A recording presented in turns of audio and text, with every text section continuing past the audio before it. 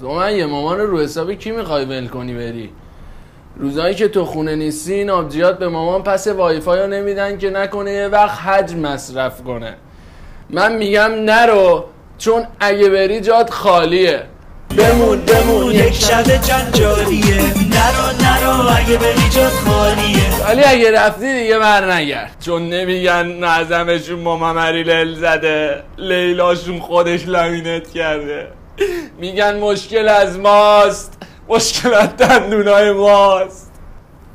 تو رو خدا یکم به فکر ما باش.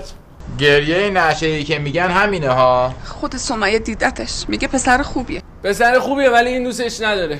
این یکی دیگر رو دوست داره، یکی که هنوز نگاه میکنه پستاشو تو اینستا. یه روز تو اکسپلور عکساشونو با هم دیگه دیدم، پسره رو ریپورت کردم، اینم دیگه نذاشتم اینستا بره. نرو سمیه، نرو.